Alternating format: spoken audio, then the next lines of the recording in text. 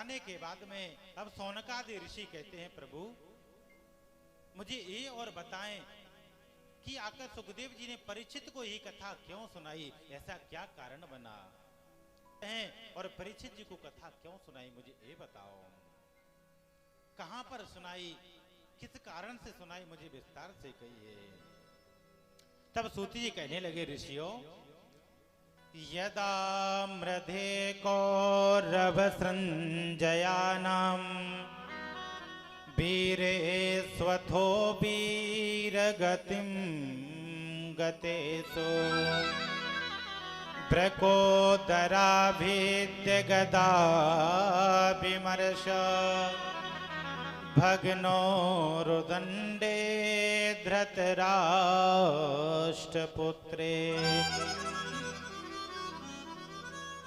जिस समय सज्जनों कौरव और पांडव में दोनों में महाभारत का युद्ध चल रहा था, युद्ध होते होते अंतिम समय आ गया और भीमसेन की गदा ने दुर्योधन की जंगा को तोड़ दिया और दुर्योधन की जंगा को तोड़कर सभी पांडव घर आ गए और दुर्योधन रणभूमि में पड़ा पड़ा करा रहा है।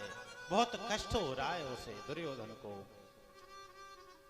ऊपर से कई गिद्ध आते हैं, चील आते हैं, कौआ आते हैं। वो दुर्योधन को मरा हुआ समझ करके चोंच मार करके उनके मांस को खाते हैं। उसमें इतनी भी सामर्थ्य नहीं है कि वो उनको भगा सके। रणभूमि में दुर्योधन पड़ा हुआ है, करा रहा है। लेकिन एक दिन क्या हुआ, द्रोणाचार्य का जो पुत्र है उसका नाम है अश्वत्थामा, वो दुर्योधन के पास में आया। दुर्योधन से कहने लगा, मित्र मैं तेरा मित्र हूं, बताओ मैं तुम्हारे लिए क्या कर सकता हूं। आप जो कहोगो कहेगो मैं वो ही करूंगा, मुझे आप बताओ मैं तेरे लिए क्या करूं।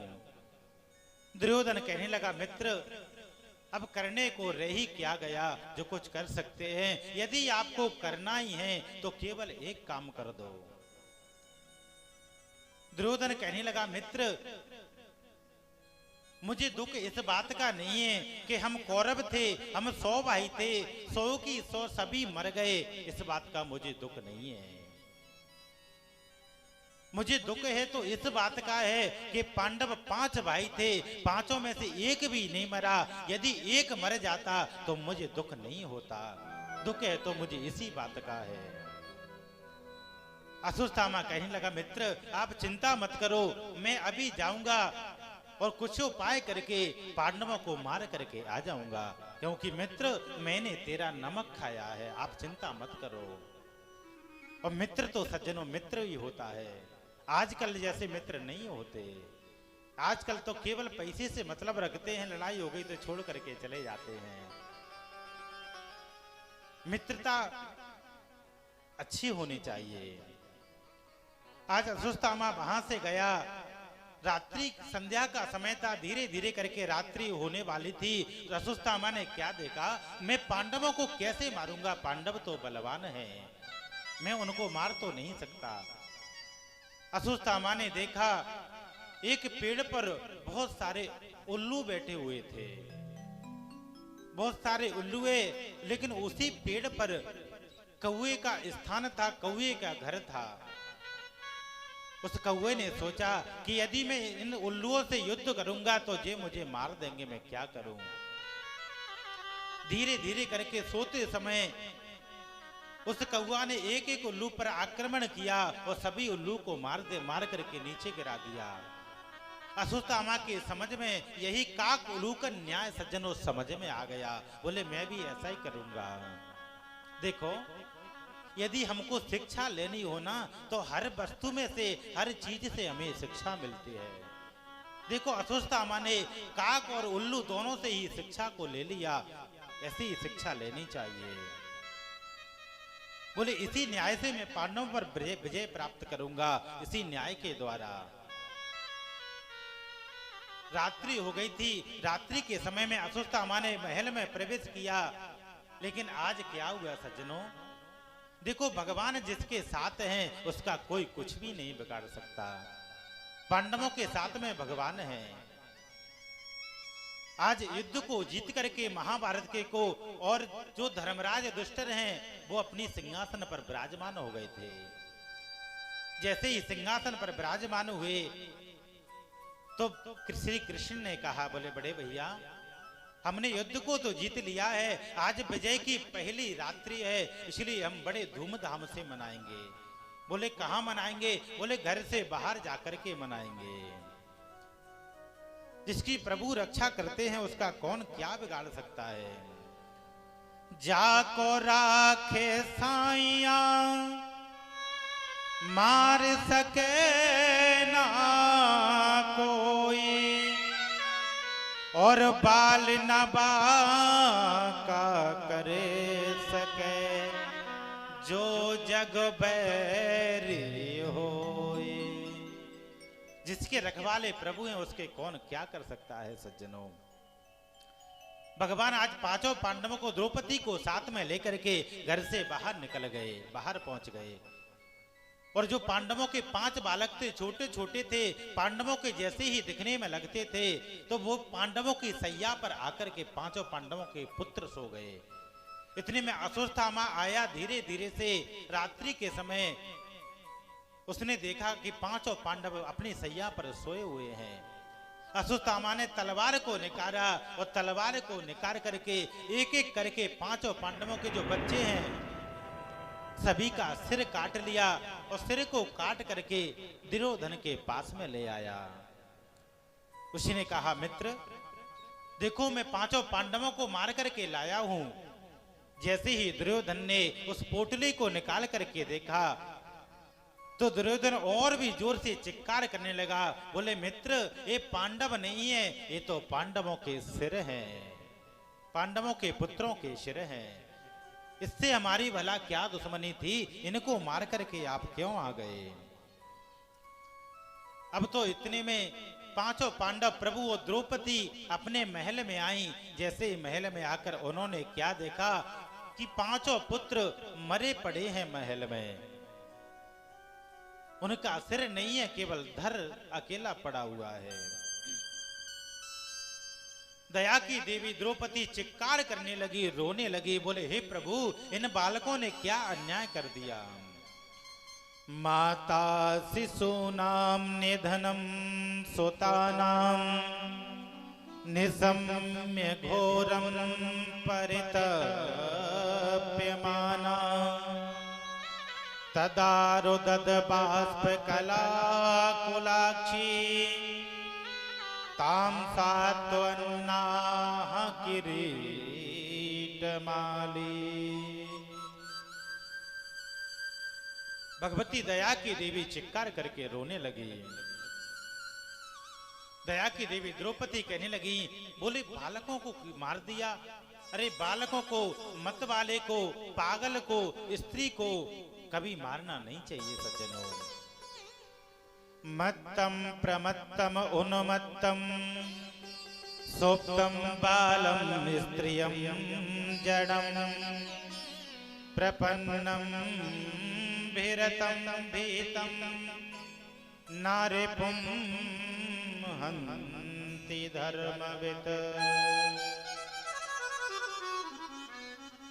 ऐसे को कभी मानना नहीं चाहिए। लेकिन ये अभागा कौन है जिसने मेरे नन्हे नन्हे से बच्चों को मार दिया। उसी समय अर्जुन ने अपना गांडीव उठा लिया कि देवी आप चिंता मत करो, जो भी बालकों का हत्यारा होगा उसे मैं तुम्हारे सामने आकर के दंड दूंगा। इतने में भीमसेन ने गदा को उठा लिया। गदा को उठा करके कहने लगा, देवी अर्जुन से बच सकता है लेकिन मैं उसे छोड़ूंगा नहीं, मैं भी तुम्हारे सामने आकर ही मारूंगा, आप चिंता मत करो। अर्जुन ने रथ को तैयार किया, प्रभु को सारथी बनाया और बैठा कर के सीधे चले गए। उनकी दृष्टि पड़ी कि अश्वत्थामा भागा हुआ चला जा रहा है। उन्होंने देखा यही हमारे बालकों का हत्यारा है। अश्वत्थामा ने जैसे ही देखा कि पांडवों को पता चल गया है पांडव मुझे मारने के लिए आ रहे हैं, तुरंत अश्वत्थामा ने ब्रह्मास्त्र छोड़ा अर्जुन को मारने के लिए। इधर भगवान ने कहा, अर्जुन आपको भी ब्रह्मास्त्र चलाना आता है, जल्दी से छोड़ियो नहीं तो ये आपको मार देगा। इधर से अर्जुन ने भी ब्रह्मास्त्र को छोड़ दिया। दोनों ब्रह्मास्त्र आपस में टकराए, अर्जुन ने ब्रह्मास्त्र को वापस कर लिया। अश्वत्थामा ने वापस नहीं किया सज्जनों। क्यों नहीं किया? क्योंकि उनके पिताजी जो हैं उन्होंने वापस करना नहीं सिखाया था, इसलिए वापस नहीं किया। तुरंत रस्सियों में बांधा और रथ से घसीटते घसीटते महलों में लेकर के अश्वत्थामा को आ गए हैं। जैसे ही द्रौपदी देवी के सामने खड़ा कर दिया तो द्रौपदी से कहने लगे, अर्जुन बताओ देवी, मैं इसको कौन सा दंड दूं? तुरंत दया की देवी द्रौपदी ने देखा तो बंधे हुए अश्वत्थामा को देवी खोलने लगी। बोले इसको दंड हम नहीं देंगे। बोले क्यों? बोले इसको दंड नहीं देंगे।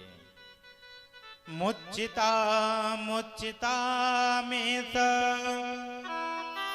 ब्राह्मणो नितरां गुरु सरहस्यो धनुर्वेदा सविसर्गोपसंयम।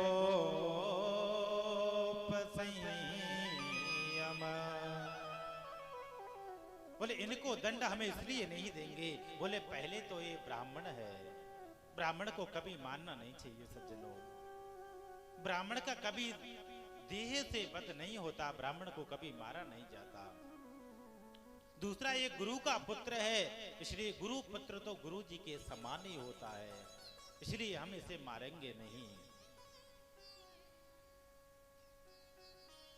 और ब्राह्मण का सज्जनों कभी भी ब्राह्मण का मरना कैसे माना जाता है, चलो आपको बता देते हैं। थोड़ा और आप बैठे रहना, कथा को बहुत खींचते हैं पर क्या करें। ब्राह्मण को इसलिए नहीं मारना चाहिए सज्जनों, यदि हम ब्राह्मण से शरीर से मारते हैं ब्राह्मण को तो शरीर से भी नहीं मारना चाहिए और वैसे भी नहीं मारना चाहिए। क्यों? एक बार एक चोर था, एक चोर। शिवपुरी में सुनाई थी कि नहीं सुनाई? नहीं सुनाई शिवपुरी में।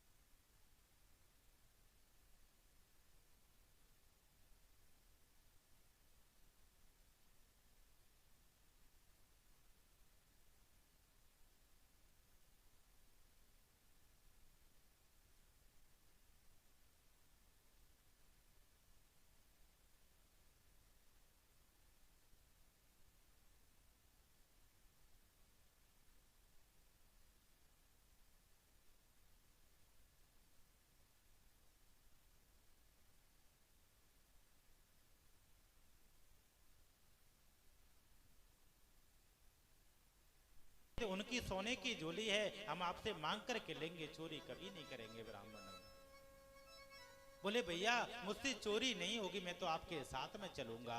बोले आप तो केवल साथ में चलना, दरवाजे पर खड़े रहना, मुझे बता देना कोई आ रहा है कि नहीं आ रहा, चोरी मैं कर लूंगा। बोले ठीक है। अब वो चोर और ब्राह्मण दोनों मिलकर के राजा के खजाने में चले गए, वहां से अनेकों प्रकार के हीरे जवाहरातों की चोरी की और बांध करके लेकर के घर आ गए। दोनों ने आधा आधा बंटवारा कर लिया। अब तो ब्राह्मण देवता बड़े प्रसन्न है कि देखो धन आ गया। चोर की तो आदत में ही था चोरी करना, उसको प्रसन्नता क्यों होगी? ब्राह्मण देवता बड़े प्रसन्न है। जैसे ही चोरी करने के बाद में रात्रि के बाद सुबह हुई, सभी को पता चला राजघराने में कि आज राजा के यहाँ चोरी हो गई है, राजघराने की चोरी हो गई है। राजा ने मंत्रियों से कहा, मंत्रियों आप देख कर के तो आओ, आखिर इतना बड़ा चोर कौन है जो कि हमारे महल में आकर के चोरी कर गया, ऐसा कौन सा चोर है। धीरे धीरे करके मंत्रियों ने जब पता लगाया, पता जब चला तो अमुक चोर पकड़ में आ गया। बोले उस गांव का चोर है, उसी ने हमारे घर में चोरी की है। चोर को पकड़ करके लाया गया। जैसे ही चोर को लेकर के आए, चोर ने कहा, भैया मैं अकेला चोरी करने वाला नहीं था, मेरे साथ में एक पंडित जी भी थे। बोले कौन से पंडित जी? बोले अमुक पंडित जी थे। उन्होंने कहा पंडित जी को भी बुलवाओ। उसी में पंडित जी को भी वहीं पर बुला लिया सभा में। राजा ने पंडित जी को और चोर को सामने खड़ा कर दिया। अब राजा कहने लगा, मंत्रियों इस चोर ने जो चोरी की है इसके लिए हम दंड देते हैं। इस चोर को कई हंटर लगाओ इसमें। उस चोर को पीटा गया, बहुत प्रकार से हंटर लगाने के बाद में जेल खाने में डाल दिया गया। अब पंडित जी को जैसे ही बुलाया, राजा ने कहा, पंडित जी आप और चोरी जाओ, चले जाओ। केवल इतना ही कहा, पंडित जी आप और चोरी जाओ, चले जाओ। जैसे ही पंडित जी को भेज दिया अपने घर के लिए, सभी मंत्री आदि गण थे, सभापति थे, सारी की सारी सभा भौचक्की रह गई। बोले आखिर एक कैसा न्याय है, दोनों ने बराबर चोरी की है, लेकिन चोर को तो मार लगाई गई, लेकिन पंडित जी से कुछ भी नहीं, ऐसा ज्यादा नहीं कहा। ये कैसा न्याय है। सारे दिन सभा आश्चर्य में पड़ी रही। जब सुबह जब हुई तो मंत्रियों से अब रहा नहीं गया। मंत्रियों ने पूछा, राजन आपका न्याय हमारी समझ में नहीं आया, ये आपका कैसा न्याय है? बोले मैं अवश्य आपको समझाऊंगा। राजा ने पुनः मंत्रियों से कहा कि अब आप बहुत समय होने के बाद में कि अब आप देख कर के आओ वो चोर कहाँ है। जैसे ही मंत्रियों ने पता लगाया तो वो चोर ने और दूसरी जगह चोरी भी की और चोरी में भी पकड़ा गया, तो दूसरे थाने में वो बंद हो गया। चोर का पता लगा तो बता दिया अमुक थाने में वो चोर बंद है। बोले अब जाइए पंडित जी का पता लगाइए। जैसे ही मंत्री आदि सभी गए, पंडित जी का पता लगाने के लिए गए, उनके घर पर पहुंचे। घर पर जैसे ही पूछा कि पंडित जी कहाँ हैं, पंडित जी के घर वालों ने कहा, भैया जब से राजा ने पंडित जी को बुलाया है तब से पंडित जी लौटकर घर ही नहीं आए हैं। बोले क्यों? बोले इसलिए लौट कर के घर नहीं आए हैं क्योंकि राजा ने जो पंडित जी से कहा उनका अपमान किया, उस अपमान को पंडित जी सहन नहीं कर पाए और रास्ते में इतना सोच विचार कर लिया कि रास्ते में उनको अटैक आया और उनकी मृत्यु हो गई। इसका अर्थ आप लोग समझ रहे हैं? यानी कि ब्राह्मण का कभी अपमान नहीं करना चाहिए सज्जनों। ब्राह्मण पैसे के लिए नहीं जीते, ब्राह्मण केवल जीते हैं तो सम्मान के लिए जीते हैं। यदि कोई उनसे क्रोध से भूल जाए फिर वो परशुराम भी बन जाते हैं, लेकिन अपमान का घूंट सह नहीं सकते हैं। गरीबी में जीवन यापन कर लेंगे लेकिन उनको सम्मान अधिक चाहिए। इसलिए द्रौपदी कहने लगी, हम इनको मारेंगे नहीं, ब्राह्मण की कभी हत्या नहीं करनी चाहिए। आज अश्वत्थामा नीचे की ओर सिर झुका हुआ बैठा हुआ है वहीं पर, और सभी में वार्तालाप होने लगी। मारो दीदस्य जननी गौतमी पति देवता यताहं मृतवत्सार्ता रोदम्य सुरमुखी महू। अर्जुन कहने लगे, देवी आप इसे छोड़ दोगे लेकिन मैंने प्रतिज्ञा की है मैं इसे नहीं छोड़ूंगा। भीमसेन भी कहने लगे, मैं भी इसे नहीं छोड़ूंगा। अब तो सभी में होने लगी, बोले मैं इसे मारूंगा, मैं इसे छोड़ूंगा। बात उलझने लगी, कोई इस बात का निराकर्ष निकला ही नहीं। बोले क्या करें? सामने ही प्रभु खड़े हुए थे, भगवान श्री कृष्ण। जब बात उलझ जाती है तो प्रभु ही उस बात को सुलझाते हैं सज्जनों, प्रभु ही उसे सुलझाते हैं। द्रौपदी देवी कह रही हैं, तुम्हें मार कर क्यों, तुम्हें मार कर क्यों बिगाड़े धर्म, तुम्हें मार देंगे तुम्हारे कर्म, मार देंगे तुम्हारे कर्म। तुम्हें मार देंगे तुम्हारे कर्म, तुम्हें मार देंगे तुम्हारे कर्म। तुम्हें मार कर क्यों, तुम्हें मार कर क्यों बिगाड़े धर्म, हरि बोल। तुम्हें मार देंगे तुम्हारे कर्म,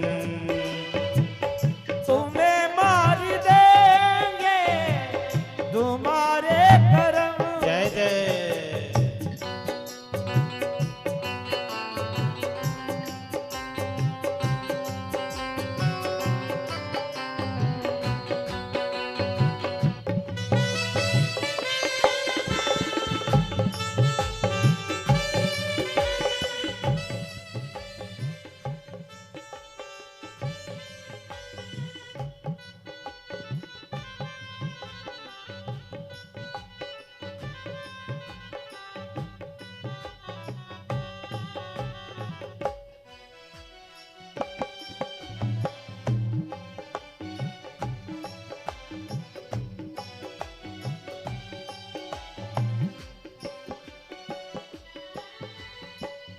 अर्पण है जीवन शरण में तुम्हारे, अर्पण है जीवन शरण में तुम्हारे। अर्पण है जीवन शरण में तुम्हारे, अर्पण है जीवन शरण में तुम्हारे। हम राम जी के हैं, राम जी हमारे, हम राम जी के हैं, राम जी हमारे। हम राम जी के हैं, राम जी हमारे, हम राम जी के हैं, राम जी हमारे। ये सारी दुनिया, हरि बोल। ये सारी दुनिया एक है भरम, तुम्हें मार देंगे तुम्हारे कर्म, तुम्हें मार देंगे तुम्हारी कर्म। तुम्हें मार देंगे तुम्हारी कर्म। हरि बोल।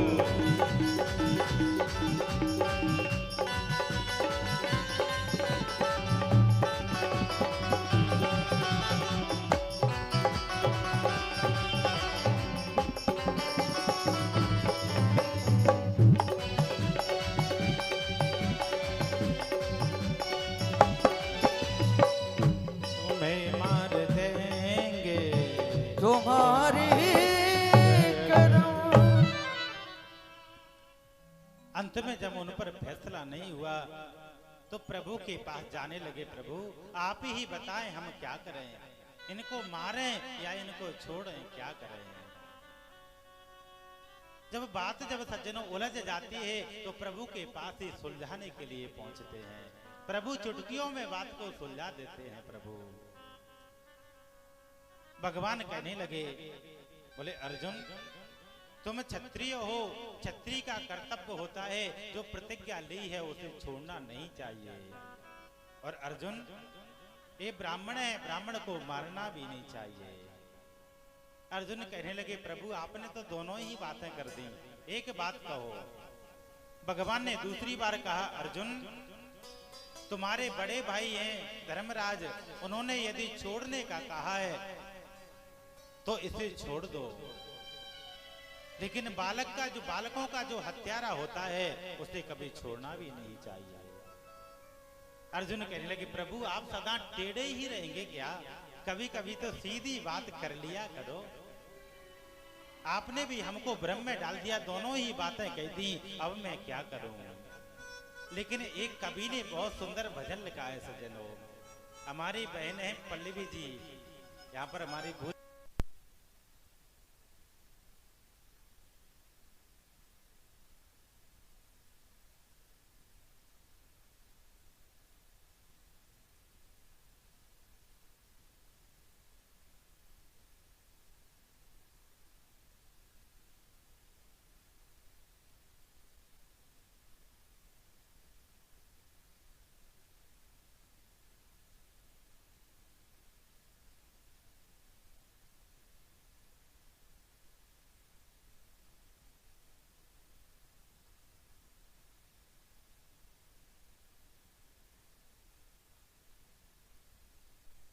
तेरी टेढ़ी रे मोरलिया, तेरी टेढ़ी रे नजरिया तो टेढ़ो तेरी टेढ़ी रे नजरिया।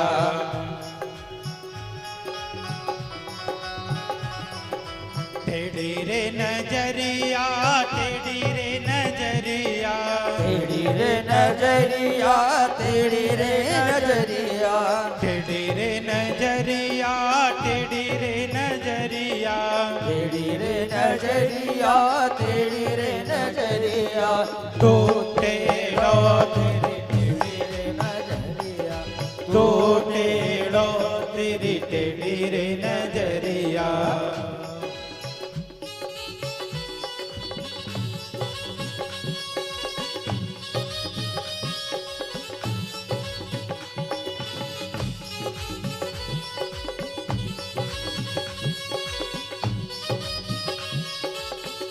सभी ताली बजाते हुए हरि बोल।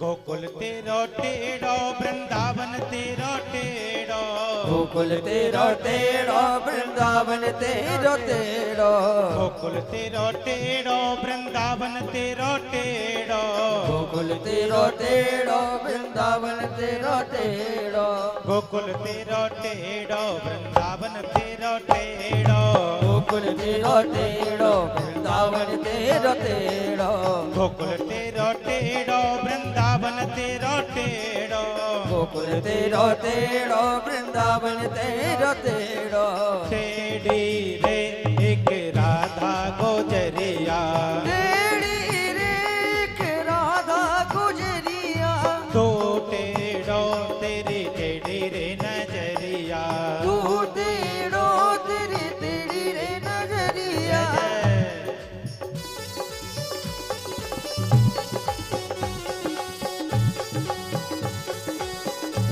श्री राधे।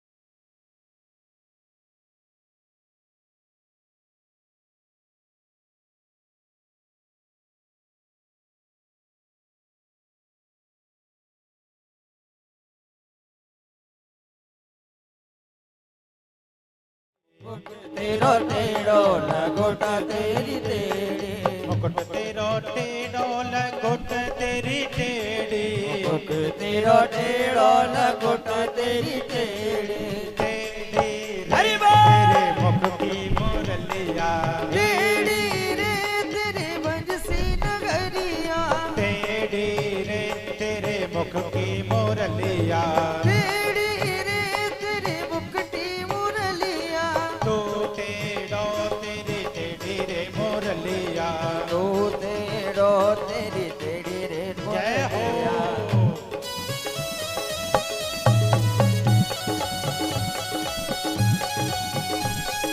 श्री राधे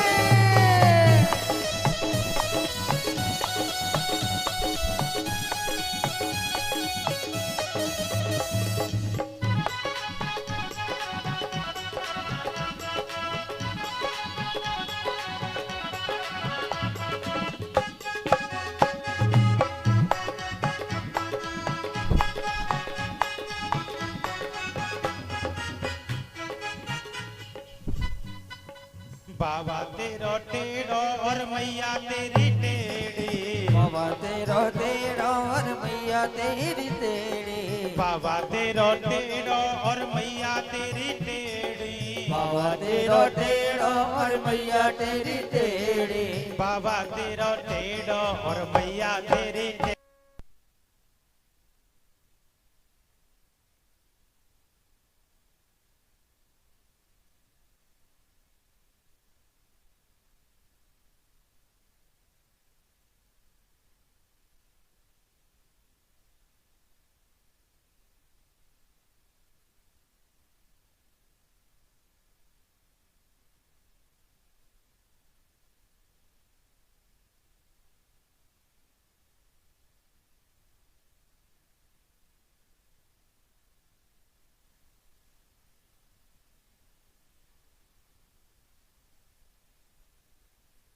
राधा गुजरिया तू टेढ़ो तेरी टेढ़ी रे नजरिया तू तेरो तेरी तेरी रे नजरिया टेढ़ी रे नजरिया टेढ़ी रे नजरिया तेरी रे नजरिया तेरी रे नजरिया टेढ़ी रे नजरिया टेढ़ी रे नजरिया तेरी रे नजरिया तेरी रे नजरिया तू टेढ़ो तेरी रे नजरिया तू तेरो तेरी तेरी रे नजरिया तू टेढ़ो तेरी टेढ़ी रे नजरिया तू तेरो तेरी तेरी रे नजरिया तू टेढ़ो तेरी टेढ़ी रे नजरिया तू तेरो तेरी तेरी रे नजरिया टेढ़ी रे नजरिया टेढ़ी रे नजरिया तेरी रे नजरिया तेरी रे नजरिया तू टेढ़ो तेरी टेढ़ी रे नजरिया तू तेरो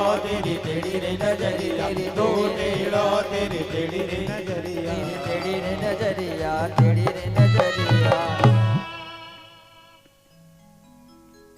प्रभु हर जगह ते टेढ़े भी हैं टेढ़े ही उनके काम है सज्जनों। भगवान ने जब कहा तुरंत अर्जुन को गीता का ज्ञान आया और अश्वत्थामा से उनकी मणि को निकाल दिया तेज को निकाल दिया अश्वत्थामा को धक्का देकर के भगा दिया। बपनम द्रवणादानम स्थानाम निर्यापणम तथा एते ही ब्रह्मबंधो नाम बधो नान्योस्ति देका। अश्वत्थामा को वहां से धक्का देकर के सज्जनों भगा दिया।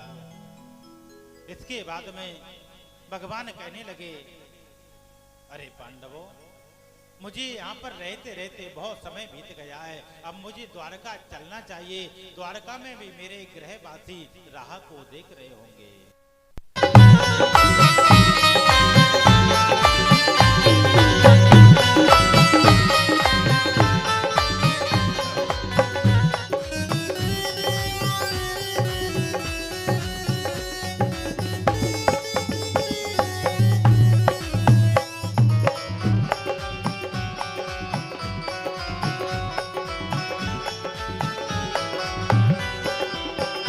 तेरे बिन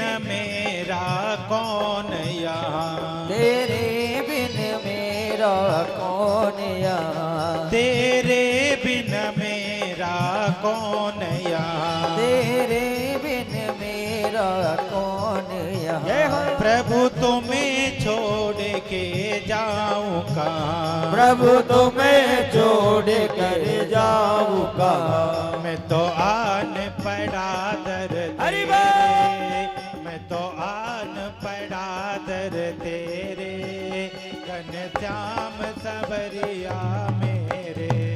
मेरा कोई न सहारा बिन तेरे, घनश्याम सवरिया मेरे।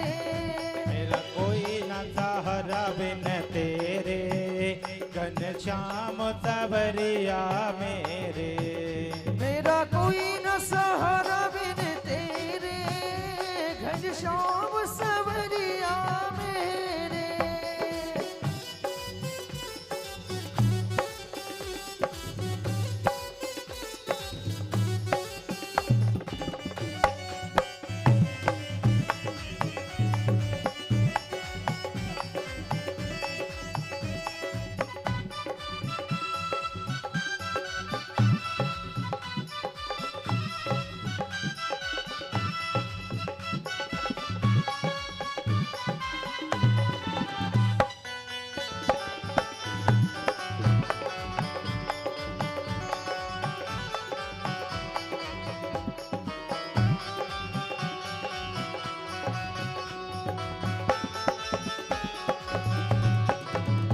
मेरा कोई न सहारा बिन तेरे, घनश्याम सवरिया मेरे।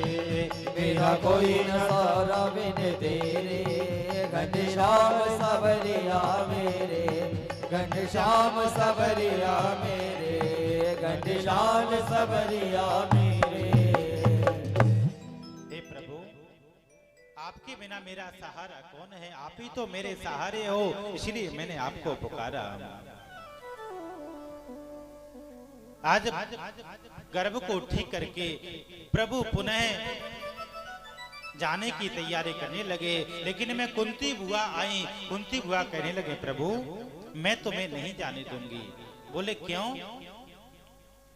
बोले प्रभु जब तक मेरे पास सुख का समय रहा, जब तक मेरे पास सुख रहा, तब तक आप मेरे साथ रहे। प्रभु मैं तुम्हें नहीं जाने दूंगी। आज भगवान कहने लगे, देवी हे बुआ जी, आपको कुछ मांगना है तो कुछ मांग लीजिए। कुंती बुआ कहने लगे, प्रभु आप देना चाहते हो तो मुझे एक ही वरदान दे दो कि मेरे पास से कभी दुख जाए ही ना, दुख ही दुख मेरे पास में बना रहे। क्योंकि मुझे पता है यदि दुख रहेगा तो आप मेरे साथ में रहोगे। प्रभु मुझे सुख नहीं चाहिए। सुख के माथे सिल पड़े, जो हरि हृदय सो जाए, बलिहारी बा दुख की, जो पल पल नाम रटाए। जैसे ही कुंती बुआ ने दुख मांगा तो प्रभु ने दुख नहीं दिया, क्योंकि प्रभु के पास दुख है ही नहीं है सज्जनों। उनका नाम तो आनंद कंद है। प्रभु को भगवान कभी किसी को दुख नहीं देते, वो तो आनंद ही आनंद देते हैं। हम और आपको दुख मिलता है तो हमारे कर्मों के अनुसार मिलता है। भगवान कभी किसी को दुख नहीं देते। अंत में दुख नहीं दिया तो प्रभु ने अपनी यात्रा को ही कैंसिल कर दिया। बुआ जी अब मैं नहीं जाऊंगा, मैं आपके ही साथ रहूंगा। भगवान पुनः लौट कर के आ गए। जैसे ही लौट कर के आए तो भगवान ने क्या देखा कि जो धर्मराज युधिष्ठिर हैं वो गद्दी पर तो बैठे हैं, लेकिन उदास मन होकर के बैठे हैं। भगवान ने पूछा, हे बड़े भैया आप उदास मन होकर के क्यों बैठे हो? धर्मराज ने कहा, भैया जिनके उंगली को पकड़ करके मैंने चलना सीखा, जिनसे मैंने ज्ञान लिया, अध्ययन किया, आज उन्हीं की स्त्रियों को मैं देखता हूं, मेरे ही कारण भगवा वस्त्र पहन करके मेरे सामने से निकलती हैं, इसलिए मुझे दुख हो रहा है। मैंने उनके पतियों को युद्ध भूमि में मार दिया है, इसलिए मुझे दुख हो रहा है। भगवान ने धर्मराज को अनेकों प्रकार से समझाया, लेकिन एक भी बात उनकी समझ में धर्मराज की में नहीं आई। क्यों नहीं आई सज्जनों? क्योंकि भगवान उन्हें समझाना ही नहीं चाहते हैं। भगवान जिसको समझाना चाहते हैं वो तुरंत समझ जाते हैं। उदाहरण से आप देखिए, जिस समय भगवान राम ने बाली का वध किया, बाली की पत्नी तारा देवी रोते रोते आई और चिक्कार कर करके रोने लगी। भगवान राम जी तुरंत पास में आए, पास में आकर के कहने लगे, देवी आप क्यों रो रही हो? तारा देवी ने कहा, प्रभु आपको दिख नहीं रहा, मेरे पति देव को आपने मार दिया है, इसलिए मैं रो रही हूं। राम जी ने कहा, देवी देखो उस समय कौन समझा सकता है? कोई नहीं समझा सकता, लेकिन राम जी समझा सकते हैं। तारा को तुरंत प्रभु ने ज्ञान दे दिया। बोले, देवी तारा आप किसके लिए रो रही हो? आप यदि शरीर के लिए रो रही हो तो शरीर तो आपके सामने पड़ा हुआ है, फिर क्यों रो रही हो? और यदि आप आत्मा के लिए रो रही हो तो आत्मा तो अविनाशी है, वो कभी मरती भी नहीं है, फिर आपका रोना क्यों है देवी? आप क्यों रो रही हो? तारा को 2 मिनट में ज्ञान हो गया सज्जनों, 2 मिनट में तारा को ज्ञान हो गया, रोना बंद कर दिया। तो भगवान जिसको समझाना चाहते हैं वो तुरंत समझ जाते हैं, जिसको समझाना नहीं चाहते वो कैसे भी नहीं समझ सकता। भगवान धर्मराज को समझाना ही नहीं चाहते, इसका कारण एक और है। धर्मराज इसलिए नहीं समझ रहे क्योंकि धर्मराज युधिष्ठिर हैं, वो श्री कृष्ण को छोटा भाई मानते हैं। और जब छोटा भाई बड़े भाई को समझाता है तो बड़ा भाई समझता है ये छोटा ही तो है, ये क्या समझाएगा मुझे। बोले हाँ हाँ ठीक है कर लेंगे, इसलिए भी नहीं समझ रहे। जब तक बड़े की भावना हमारी नहीं रहेगी, बड़प्पन की गुरुत्व की भावना नहीं रहेगी, तब तक बात समझ में नहीं आ सकती सज्जनों। तीसरा कारण ये भी है कि भगवान जानते हैं कि अभी पितामह भीष्म 56 दिन से बाणों की सैया पर लेटे हुए हैं, उनको भी मुझे जाकर के दर्शन देना है, इसलिए भी नहीं समझाना चाहते हैं। अंत में भगवान ने 5 पांडवों को, द्रौपदी को साथ में लिया और पितामह भीष्म जहां पर हैं उनके रोम रोम में बाण लगे हुए हैं, वहीं पर पास में पहुंच गए। बेपदा संतुना सस्वत तत्र तत्र जगत गुरु भवतो दर्शनम यस्या अपुनर् भव दर्शनम। आज पितामह भीष्म 56 दिन हो गए बाणों की सैया पर लेटे लेटे, भगवान की प्रतीक्षा में है, कब मेरे प्रभु आए मैं उनका दर्शन कर रहा हूं।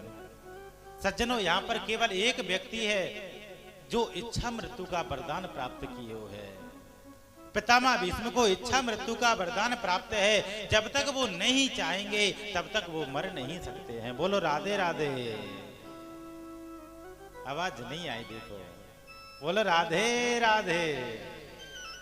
मुझे लगता है भूख लग आई। मैंने भी सुबह से कुछ नहीं खाया, केवल एक सेव फल खाया है। आप चिंता मत करो, मैं भी आपके साथ में ही हूं। पितामह भीष्म 56 दिन से लेटे हुए हैं, प्रभु की प्रतीक्षा में हैं, प्रभु अवश्य आएंगे, मेरी पुकार को सुनकर अवश्य आएंगे प्रभु, उनको इंतजार है। सांबरा आएगा। कौन कौन बुलाना चाहता है प्रभु को? बड़ी मस्ती में बुलाएंगे। सांबरा आएगा, हो मेरी सुन कर करुण पुकार सांबरा आएगा। सुन कर करुण पुकार सांबरा आएगा। मेरी सुन कर करुण पुकार सांबरा आएगा। मेरी सुन कर करुण पुकार सांबरा आएगा। सांबरा आएगा, सांबरा आएगा, सांबरा आएगा, सांबरा आएगा। मेरी सुन कर करुण पुकार सांबरा आएगा। मेरी सुन कर करुण पुकार पुकार साबरा आएगा। जय हो।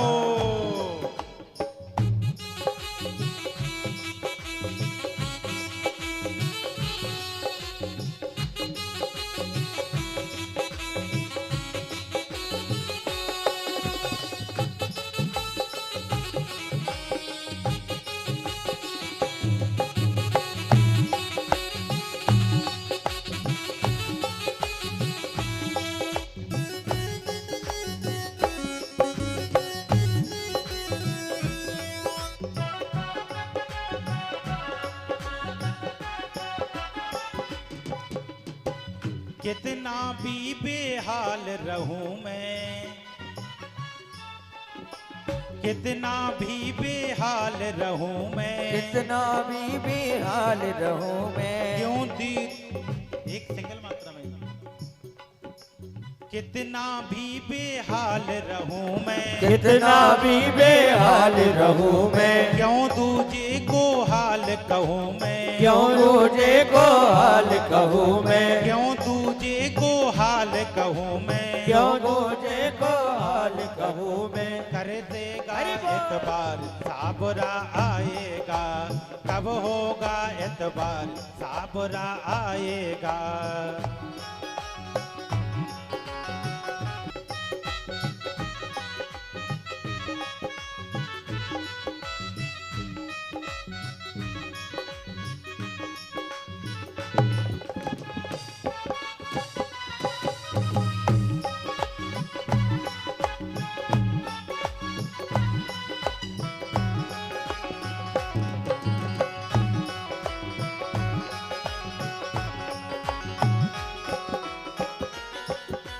झूठे मीत सखा और नाते, झूठे मीत सखा और नाते, झूठे मीत सखा और नाते, झूठे मीत सखा और नाते, दर्दी दिल का दर्द बढ़ाते, जल्दी दिल का दर्द बढ़ा के, दर्दी दिल का दर्द बढ़ाते, दर्दी दिल का दर्द बढ़ा दे। झूठे मीत सखा और नाते, झूठे मीत सखा और नाते, दर्दी दिल का दर्द बढ़ाते, दर्दे दिल का दर्द बढ़ा दे। मुझे करना, मुझे करना, मुझे करना सच्चा प्यार साबरा आएगा।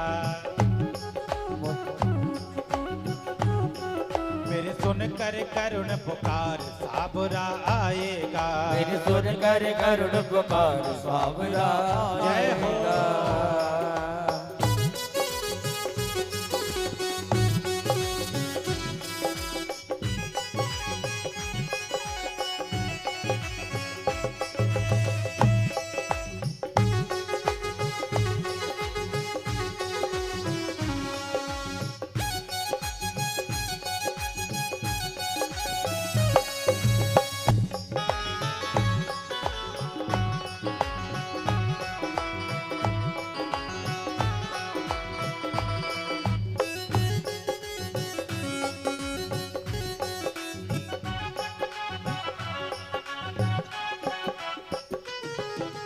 नैनों की भाषा वही जाने, नैनों की भाषा वही जाने, नैनों की भाषा वही जाने, नैनों की भाषा वही जाने, मन मेरा उसको ही माने, मन मेरा उसको ही माने, मन मेरा उसको ही माने, मन मेरा उसको ही माने। सारे जग का जय हो।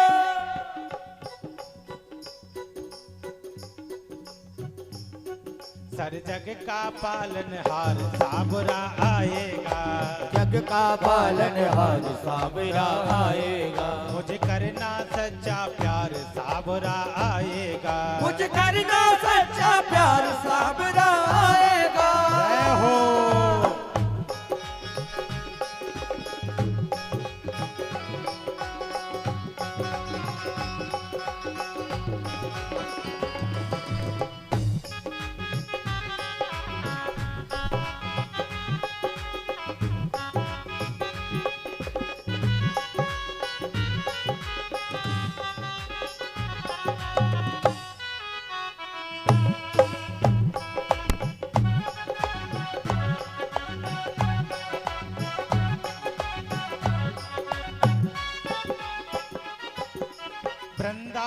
की कुंज गलिन में, वृंदावन की कुंज गलिन में, वृंदावन की कुंज गलिन में, वृंदावन की कुंज गलिन में, डोलू में तो बन बन बन में, डोलों में तो तन वन वन में, डोलू में तो बन बन बन में, डोलों में तो वन वन वन में, निध वन में।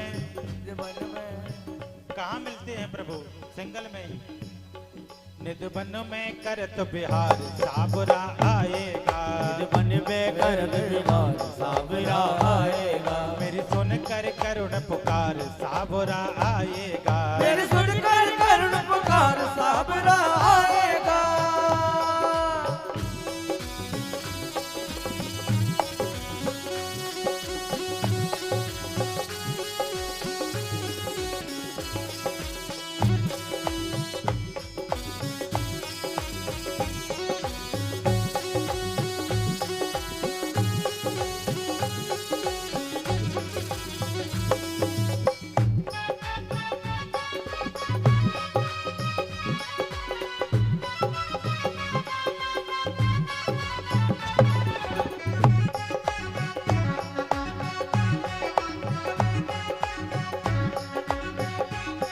मुझ पूरा है एतबार साबरा आएगा, मुझे पूरा है विश्वास साबरा आएगा, मेरी सुन कर करुण पुकार साबरा आएगा, मेरी सुनकर करुण पुकार साबरा आएगा। भगवान को मैं ही बुलाऊं है, आप भी साथ दोगे? ऐसे नहीं, साबरा किस किस को बुलाना है? सभी बुलाएंगे तो सभी साथ देंगे। पीछे गाना पड़ेगा आपको। मेरी सुन कर करुण पुकार, मेरी सुन कर करुण पुकार, मुझे पूरा है एतबार, करे नित बन में इंतजार साबरा आएगा, मेरी सुन कर करुण पुकार, मेरी सुनकर करुण पुकार साबरा आएगा, मुझे पूरा है एतबार साबरा आएगा, मेरी सुन कर करुण पुकार साबरा आएगा, साबरा आएगा, साबरा आएगा, साबरा आएगा, साबरा आएगा। जय हो। पितामह भीष्म 56 दिन से बाणों की सैया पर लेटे हुए हैं, प्रभु के इंतजार में। प्रभु जब आए तो भगवान पितामह भीष्म के सामने नहीं पहुंचे। अर्जुन से कहा, पितामह भीष्म ने बोले, अर्जुन ये छलिया आया नहीं है क्या? बोले कौन? बोले तेरा जो भैया लगता है, तेरे तो उससे बहुत नाते हैं। अनेकों प्रकार से समझाया। भगवान जब सामने आ गए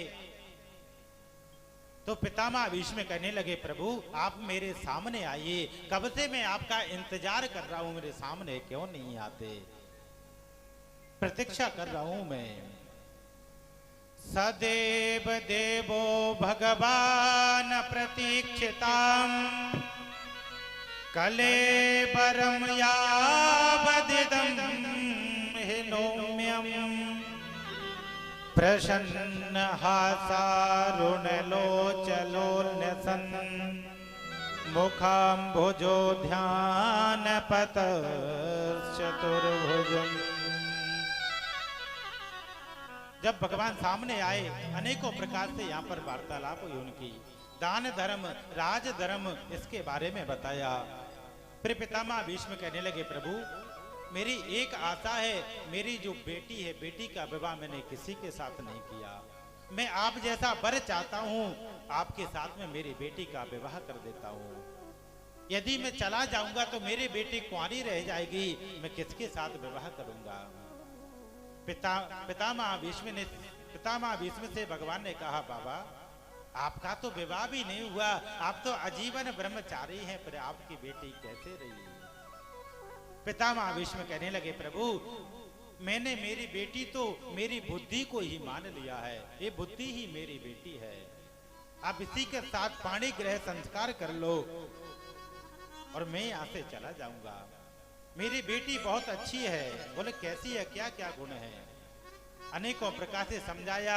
भगवान ने बेटी के साथ पाणी ग्रह संस्कार किया। और पितामह भीष्म माघ के महीने में, जो माघ का महीना चल रहा है, इसी माघ के महीने में जो एकादशी निकली है, उसी एकादशी के दिन पितामह भीष्म ने शरीर को छोड़ दिया और प्रभु के पास में जाकर के पहुंच गए पितामह भीष्म। इधर भगवान ने कहा, अर्जुन अब मुझे बहुत समय हो गया है, अब मैं द्वारका के लिए जाऊंगा। बोले प्रभु अब आप चले जाइए, आपको जाना ही होगा। अर्जुन को साथ में लेकर के प्रभु द्वारका के लिए चले गए। इधर जो कथा को सुनने वाले हैं सौनक आदि ऋषि, उन्होंने रोका, प्रभु रुकिए, सुखदेव सूत जी को रोका, रुकिए। बोले क्या हुआ? बोले मुझे ये बताओ उस बालक का क्या हुआ, बालक के बारे में तो बताओ। उन्होंने कहा हाँ, बालक का नाम रखा, बालक का सकुशल जन्म हुआ, उसका नाम रखा परीक्षित। परीक्षित नाम रख करके वो चले गए। आज समय बीतता चला गया सज्जनों, 6 महीने बीत गए, लेकिन अभी तक अर्जुन लौट करके नहीं आए। जब लौट करके नहीं आए तो धर्मराज जी मन में गलानी कर रहे हैं कि अभी तक अर्जुन क्यों नहीं आया। गता सप्ताधुना मासा भीमसेन तवानुज नायति कस्य बाहेते नाहं वेदेदमंजस। अर्जुन आकर लौट कर क्यों नहीं आए? बिल्कुल आधा घंटा लूंगा बस, फिर कथा को विराम दे देंगे, ठीक है? आप शांति बनाए रखें। हम भी समझते हैं घर भी काम रहता है, पर थोड़ा और 5 का समय है, इतना तो खिंची जाती है। बोले अर्जुन अभी तक लौट करके क्यों नहीं आए, आखिर क्या कारण है? अचानक से धर्मराज युधिष्ठिर की दृष्टि अर्जुन के ऊपर पड़ी कि अर्जुन आ गए हैं। क्या देखा कि अर्जुन का मुख तो मुरझाया हुआ है। अर्जुन से कहा, अर्जुन क्या कारण है, क्या हो गया है, मुख मलिन क्यों है आपका? कहीं विप्र और ब्राह्मण का वध तो नहीं हो गया? कहीं बालक और वृद्ध के रहते हुए आपने भोजन तो नहीं कर लिया इसलिए मुख मुरझा गया है? अनेकों कारण बताए। कहीं वेश्या का भवन तो नहीं कर लिया है? क्या कारण है, मुख मुरझाया क्यों है? अर्जुन द्वारका में तो सब कुशलते हैं। जैसे ही द्वारका का प्रश्न किया कि अर्जुन मूर्छित होकर के जमीन पर गिर पड़े। तब अर्जुन ने पूरा द्वारका का वृत्तांत सुनाया। अर्जुन ने कहा, प्रभु इस द्वारका को छोड़ करके सौदा धाम के लिए चले गए हैं। वंचितो हम महाराजा हरिणा बंधुरूपिणा तेन में परदम तेजो देव विस्मापनम महत। जैसे ही द्रौपदी ने भी द्वारका का समाचार सुना के प्रभु इस धराधाम को छोड़ करके तो चले गए हैं, तो दया की देवी द्रौपदी जी हैं, उनका शरीर पानी पानी हो गया वहीं पर। और सभी जो पांडव लोग हैं, जो परीक्षित का जन्म हुआ है, उसी को राज्यभार देकर के स्वर्गारोहण के लिए निकल पड़े। बोले अब यहाँ पर प्रभु नहीं है तो हम भी नहीं रहेंगे, स्वर्गारोहण के लिए निकल पड़े। अर्जुन कहने लगे, प्रभु हे भैया, जिसकी कृपा से मैंने खांडव वन का दहन किया, जिसकी कृपा से मैंने बीलों पर युद्ध करने से विजय प्राप्त की, आज प्रभु मुझे छोड़ करके चले गए हैं, तो उन्हीं बीलों से मैं हार करके चला आया। सब प्रभु की कृपा ही थी। किसी समय के दिन बड़े, किसी समय की रात, भीलन लूट गोपिका, बे अर्जुन बेईमान। आज मैं उन भीलों से हार करके आ गया, प्रभु की कृपा थी, उसी से मैं जीता था। स्वर्गारोहण के लिए चले गए।